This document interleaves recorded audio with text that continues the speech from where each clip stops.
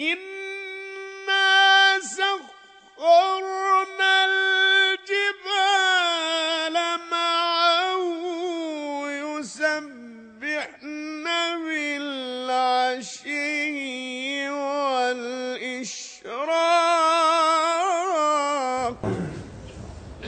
ادخلوها بسلام ذلك يوم الخلود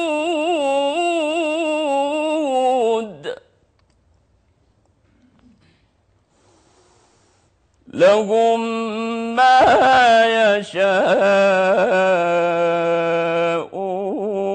فيها ولدينا مزيد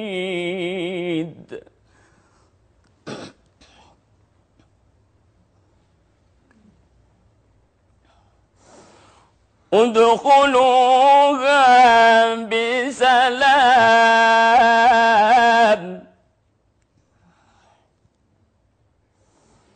ذلك يوم الخلود.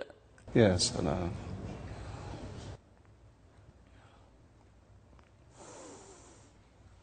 ذلك يوم الخلود لهم ما يشاءون فيها ولدينا مزيد.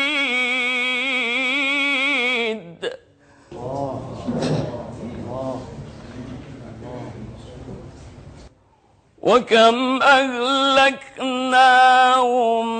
من قبل كما أهلكنا قبلهم من قرن. أنا عارف ما يشغلك، فأنت معذور، خذ راحتك خالص لحد ما تحس إنك أنت انتهيت أو اكتفيت. قول صدق الله العظيم. لا يعني اقرأ حتى تشبعنا وتنتهي بما عندك.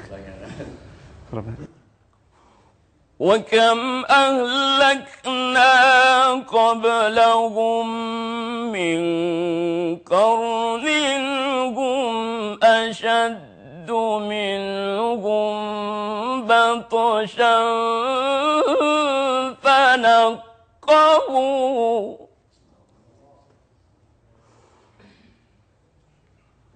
فنقبوا في البلاد هل من محيص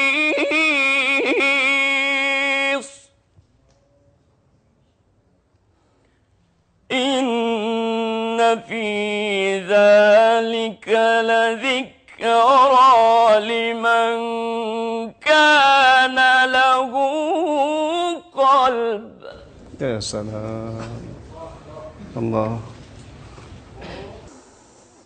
إن في ذلك لذكرى لمن كان له قلب أو ألقى السمع وهو شهيد.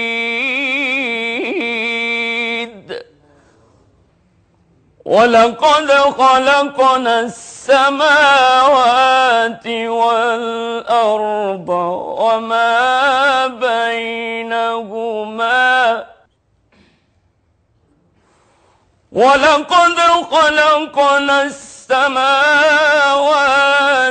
والأرض وما بينهما في 6 أيام.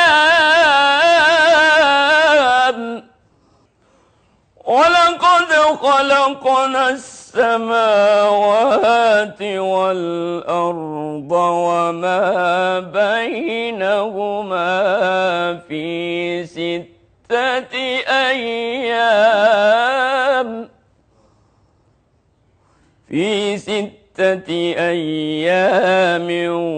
وما مسنا من لغوب.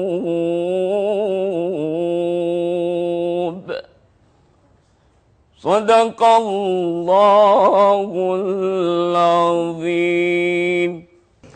أحسن الله إليك يا أخ إبراهيم. أجمل ما في تلاوتك الدموع التي زينت عينيك، والخشوع الذي بدأ ينساب من قلبك على قراءتك وتلاوتك. أفصح ما في تلاوتك الرسالة التي وجهتها لنا كعرب حتى تعرفنا وتشعرنا بقدر القرآن الكريم. أنت غير عربي، لكن قرأت القرآن أفضل منا وأخشع منا وأصدق منا، فشكرا لك. وأسأل الله الذي رفع قدرك بالقرآن وأجلسك هذا المجلس في هذه الدنيا أن يجعلك ممن يقرأه على رؤوس الأشهاد يوم القيامة، وأن يرزقني وإياك وكل من يسمع وتسمع الإخلاص في تلاوته والعمل به والدعوة إليه. تلاوة جميلة وندية، الكلام عنها ربما لا يكون أو لا يساوي شيئا. شكر الله لك، ما تصورت أن تقرأ بهذا المستوى المشرف. جزى الله مصر خيرا التي استقدمت أمثالك، وشكر الله للأزهر الذي أفسح المجال لك ولزملائك، وجزى الله شيخا علمك هذا القرآن الندي الذي ينساب من على لسانك من سورة قاف فيهز الأعماق هزا ويشوق الإنسان إلى جنة الله سبحانه وتعالى التي فيها ما يشاء الإنسان ولهم فيها مزيد. طبعا بعد هذه الكلمات الندية التي استمعنا إليها من أستاذنا وشيخنا الدكتور أحمد، يعني لا أجد كلاما يقال بعد هذا تعليقا على هذه التلاوة إلا أني أقول سمعت اليوم قرآنا عجبا، سمعت اليوم قرآنا عجبا، ولا عجب في ذلك. سبحان الله، كلما استمعنا إلى القرآن من إخواننا غير العرب أثلجوا صدورنا وشنفوا آذاننا ويعني عيشونا وعايشونا القرآن. والله أقولها بصدق ومن كل قلبي، ما استمعنا إلى أحد من غير العرب، يعني لا أقول العجم، أقولهم إخواننا من غير العرب، أمتعونا ويعني حينما يسمعون القرآن. فأنت يعني ما شاء الله عليك سمعتنا قرآن جميل بخشوع وآيات يعني تهز الأعماق والوجدان، خاص لا سيما وهي من سورة قاف، إن في ذلك لذكرى لمن كان له قلب. وحينما وقف على كلمة القلب هز القلوب هزا بهذه الوقفة الجميلة وبهذه التعبيرات الجميلة. جزاه الله عنا خيرا، وأسأل الله سبحانه وتعالى أن يجعل ذلك خالصا لوجهه وأن لا يجعل لأحد شيئا فيه، لأن هذا هو كلام الله سبحانه وتعالى الذي يخاطب القلوب قبل أن يخاطب الإنسان، خاطب القلب في أعماقه. لا أجد تعليقا على هذه التلاوة من الأحكام، لأني أقول بارك الله فيك وفي شيخك وفي معلمك وفي من يعني تسبب وكان سببا في بلوغك هذا المستوى الجميل. جزاكم الله خيرا، والسلام عليكم ورحمة الله وبركاته. شكرا لك شيخ طه وبارك الله فيك. من خشي الرحمن بالغيب، من خشي الرحمن بالغيب وجاء بقلب منيب ادخلوها بسلام. اختم يا شيخ إبراهيم. قاف والقرآن